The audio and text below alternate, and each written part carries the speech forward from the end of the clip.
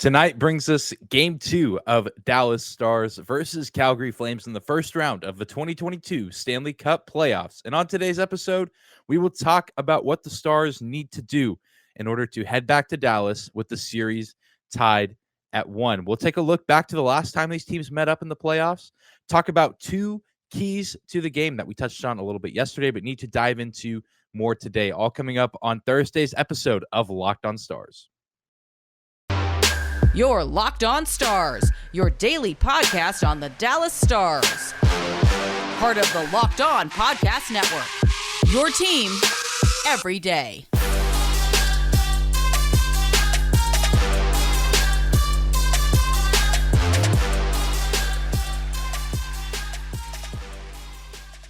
Howdy, Stars fans. Welcome back to the Locked on Stars podcast, the only daily podcast covering the Dallas Stars, part of the Locked On Podcast Network, your team every day. I'm your host, Dane Lewis, your local expert on all things Dallas Stars hockey, credentialed member of the Dallas Stars media, coming to you on this Thursday, May 5th, and we have another game day on our hands. The Stars looking to get even in this first round series against the Calgary Flames. Whether this is your first time here or you are a recurring listener of Locked on Stars, thank you for stopping by and making us your first listen of the day. Be sure to subscribe to our show wherever you listen. Remember, we are free and available no matter how you listen or where you listen. And you can always find myself and our show on Twitter at Dane_Lewis and at Locked on Stars. But without any further hesitation, let's get right down to business. This is a huge game. I feel like this is as much of a must-win game as you can have if you're the Dallas Stars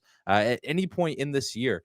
Going back to Dallas down 0-2, it would still, not make it impossible for Dallas to win this series, but it becomes much more difficult because then you have to play perfect at home and for sure get 2 wins on home ice to even have a chance to still have a shot to win this series. So this is a absolutely monumental game for the Stars and for their fate for the rest of these Stanley Cup playoffs. And it's on the line pretty early, if you ask me. But I mean, this is a big moment. There's a lot of intensity and a lot of pressure around this moment for a lot of teams in the NHL playoffs right now. But the Dallas Stars have been in a situation very, very similar to this, even down to the team that they're playing. Let's take a moment to go back in time to the 2020 playoffs when the Dallas Stars were a 3 seed in the Western Conference bracket, taking on the 6-seeded Calgary Flames. If any of you watched that series, if you were Stars fans at the time, hockey fans at the time, you'll remember that Dallas lost game 1 of that series. Dylan Dubé was like going insane in that series against the Stars. I think he had 2 goals in that first game, and Dallas falls short to Calgary in game 1, despite being the higher seeded team, despite having, home ice advantage. There was really no home ice advantage in the 2020 playoffs because they were playing in that Edmonton bubble. So no fans, but Dallas, was the higher seeded team. So there was the expectation that they should win that first round and move on to the second round of the playoffs. But they come out pretty soft and lose that first game to Calgary. And, Dallas surrendered a goal 19 seconds into game 2.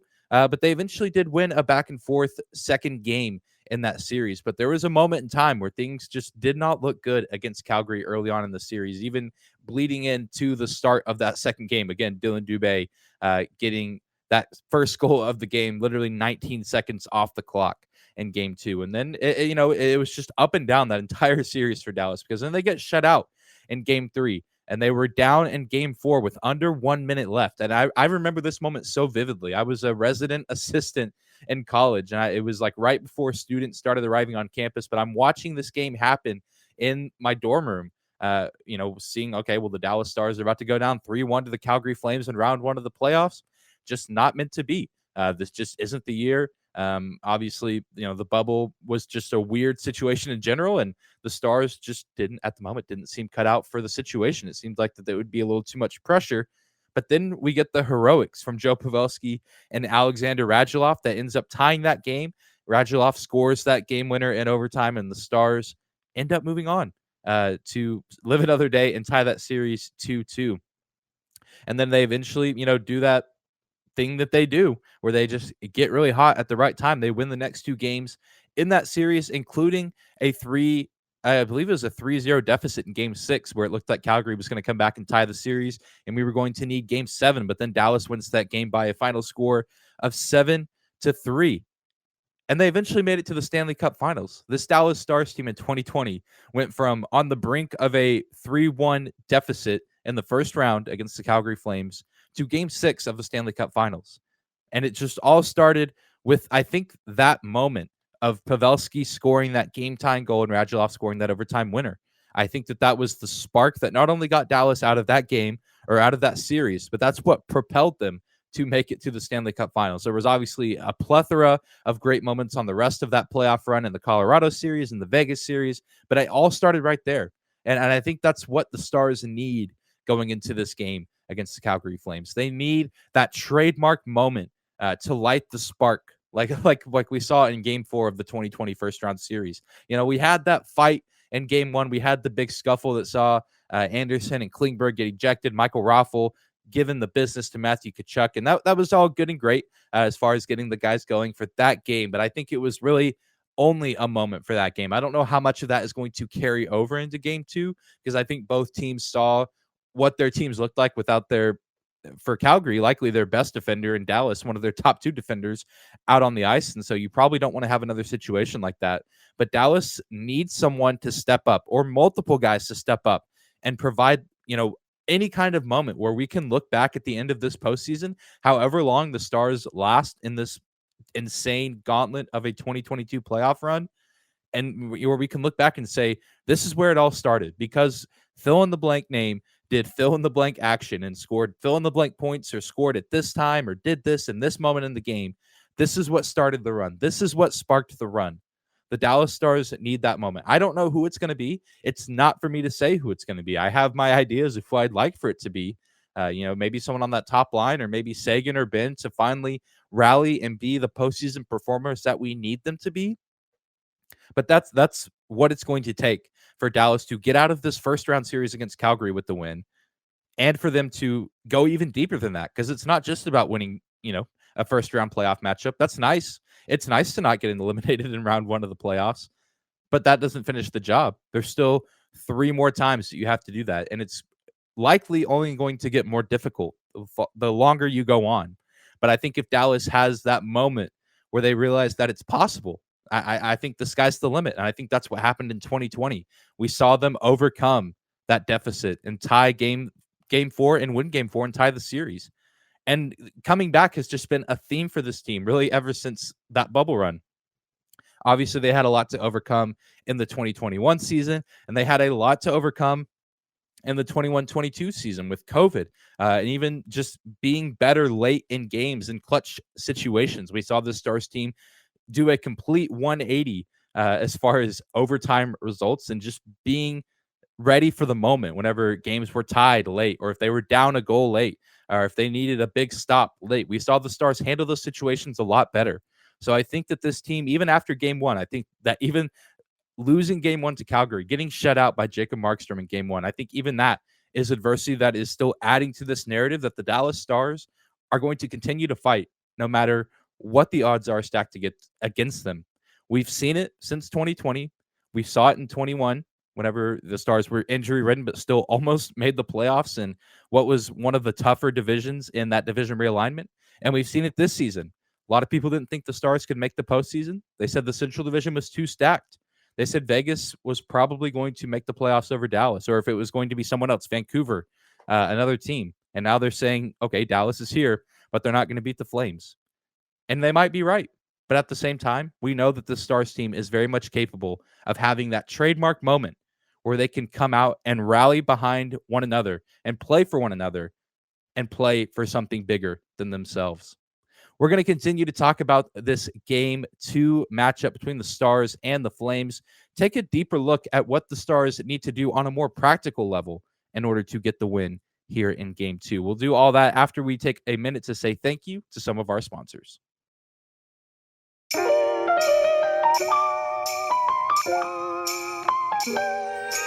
Today's episode of Locked On Stars is brought to you by Athletic Greens and their product, AG1. With one delicious scoop of AG1, you are absorbing 75 high-quality vitamins, and minerals, whole food source superfoods, probiotics, and adaptogens to help you start your day right. This special blend of ingredients supports your gut health, your nervous system, your immune system, your energy, recovery, focus, and aging. Tons of people take some kind of multivitamin, and it's important to choose one with high quality ingredients that your body will actually absorb. AG1 is a small micro habit with big benefits. It's one thing you can do every single day to take great care of yourself. Athletic Greens was created when the founder experienced a ton of gut health issues and ended up on a complicated supplement routine to recover. It cost him over $100 a day. So he created Athletic Greens after experiencing how difficult it was to create an optimal nutrition routine on your own. Right now, it's time to reclaim your health and arm your immune system with convenient daily nutrition. It's just one scoop in a cup of water every day. That's it. No need for a million different pills and supplements to look out for your health. To make it easy, Athletic Greens is going to give you a free 1-year supply of immune-supporting vitamin D and 5 free travel packs with your first purchase. All you have to do is visit athleticgreens.com/NHL Network. Again, that is athleticgreens.com/NHL Network to take ownership over your health and pick up the ultimate daily nutritional insurance.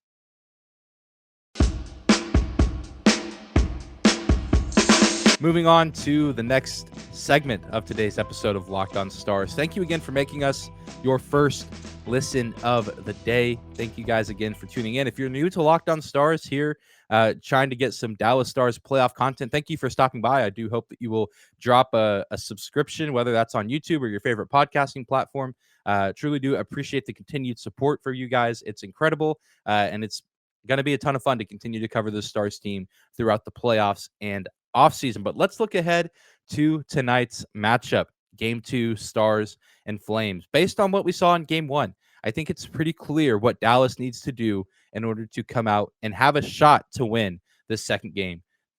And at the end of the day, it's all about physicality. They need to be more physical. And if you take a look at Dallas's wins this season, I mean, I didn't look at every single win that they had, but I took a look at the win streak that they had back in November, December. Even took a look at some of the wins in the second half of the season. Almost every win you see from the Dallas Stars, they were either tied with the opponent or they led in hits. Whenever you look at the score sheet, the final stats, the Dallas Stars typically have the lead in hits whenever they win their hockey games. And I don't think that's a mistake. That's probably the case for a lot of hockey teams, but especially a team like Dallas that is so defensively rooted and a team that's not necessarily known for their offense. I think that it just makes sense. A team that's going to be a little bit more defensive minded, if they're able to lay more hits and assert themselves physically more often than the opposition, they're probably going to win games or at least be in a better position to win their games. You know, this isn't something that should be new to the Stars. I mean, they are no strangers to contact or physicality. They were 8th in the NHL in hits, while Calgary only 14th in hits throughout the entire league this season. Yet, Calgary had 34 hits on Tuesday, and Dallas only had 20. Calgary, I mean, I don't know if it's because they were the home team, and I mean, they're one of the higher seeds here in the playoffs. I mean, obviously riding a little bit of momentum, and they kind of have that edge to them. But they just came out and laid the boom on Dallas. I mean, that's what started that big brawl. Tkachuk just absolutely laid that massive hit on Klingberg behind the net, and then it just all broke loose from there. But I mean, there were moments where Dallas got some good hits, but it was mostly just Calgary doing the damage. And, you know, Dallas doesn't need to wait to strike with hits. I think that's kind of what they were doing. I don't know if that's because they were the road team or they were focused on something else, but they just need to take it to the Flames early on. You know, if you're, yesterday was Star Wars Day, and so that's on my mind. And, you know, if you're the Rebels, you're not going to wait for Darth Vader to come at you with his lightsaber. If you're trying to take down the Death Star, you're just going to go straight at the Death Star. You know, you're going to take out the stormtroopers, take out the defenses, not wait for them to attack you or approach you. You're going to go at them from the get-go, even when they least expect it. Dallas, very similarly, in enemy territory, playing in Calgary, no one in that building is expecting them to do well or wanting them to do well. So Dallas needs to come out from the first puck drop and assert their dominance and take the Flames and their fans by surprise. It might not result in goals immediately. I mean, they might not put up insane offensive numbers as much as we'd love to see the return of that top line become the Minutemen, they need to at least assert themselves on a physical sense. Even if Calgary is getting more shots on goal early in the game, those need to be difficult shots on goal to come by because Dallas is playing aggressively on the boards and making it difficult for Calgary to get in any sort of rhythm. And you even look at the star players on this team. Johnny Gaudreau is 5'9", 165 pounds. I mean, he's fast and shifty, but he's tiny. He's small for a hockey player.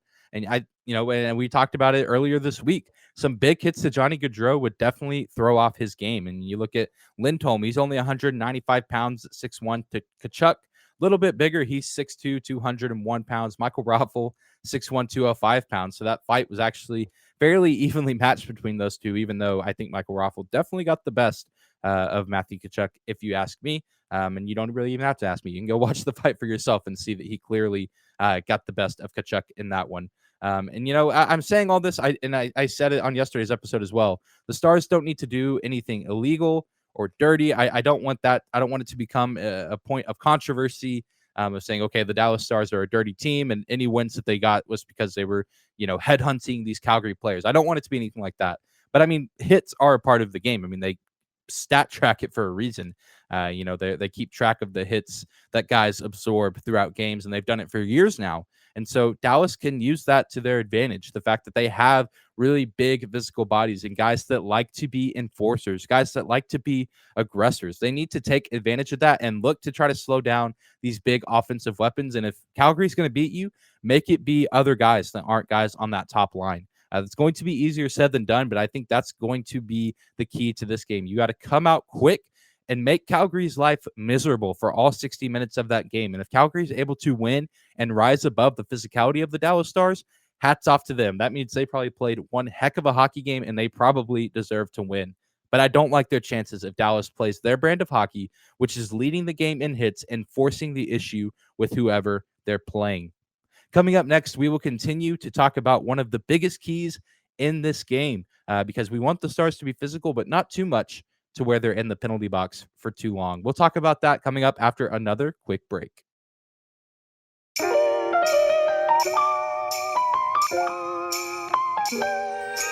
Today's episode of Locked On Stars is also brought to you by BetOnline.net. BetOnline.net is your number one source for all your betting stats and sports info. Find all the latest sports developments, league reviews, and news, including this year's basketball playoffs, Major League Baseball, and this weekend's Run to the Roses as the Kentucky Derby is back. BetOnline is your continued source for all your sports wagering information, from live betting to playoffs, esports, and more. Head to the website today or use your mobile device to learn more about the trends and action. BetOnline.net, where the game starts.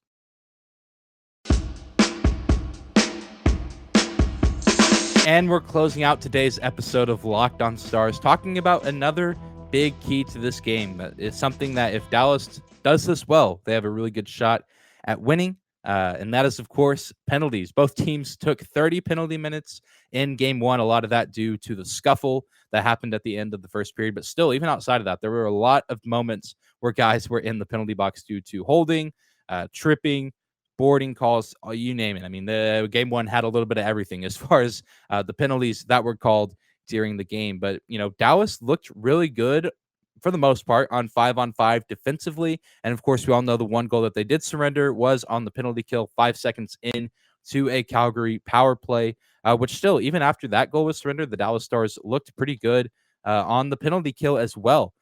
So I think a huge key to this game is going to be penalty minutes and trying to restrict those as best they can, because if the Dallas Stars commit less penalties and don't give up that power play goal to the Flames and the rest of the game kind of plays out the way that it did, who knows what the final result ends up being. I mean, I don't know if we would have gotten a 3 overtime game like we saw at Madison Square Garden between the Rangers and Penguins, but I think that there would have been probably more than 60 minutes played in that game. The Flames had 291 goals for in the regular season, and 54 of those were on the power play. Calgary and Dallas's power play numbers are actually strikingly similar. Both teams were 10th in the league with 54 power play goals. They both rank around 10th place in power play percentage. over the entire season. And, it's interesting. I didn't really know that going into the series. I know that the penalty kill for Calgary is much better, but the power plays for both these teams actually match up really well as far as numbers and statistics, which, I mean, I wish the Dallas Stars were back to where they were earlier in the year when they were like a top 5 unit in the league, but still, all things considered, did better than I think a lot of people thought they did at the end of the year, being ranked where they are, but still leaving a lot to be desired at this point in time. But Calgary definitely has that defensive advantage, like I said, but on the other hand, they are the most penalized team, the 10th most penalized team in the National Hockey League this season, while Dallas was the least penalized team. So this is going to be a huge talking point throughout this game. If Dallas can kind of return to form of being the least penalized team in the NHL and take less penalties than Calgary, but also somehow force Calgary to take more penalties, I think that puts them in an excellent position. I think the Stars can show that physicality that we talked about in the last segment while also being smart and trying to avoid the stupid penalties, but also still knowing when to strike and when to use their bodies on the boards.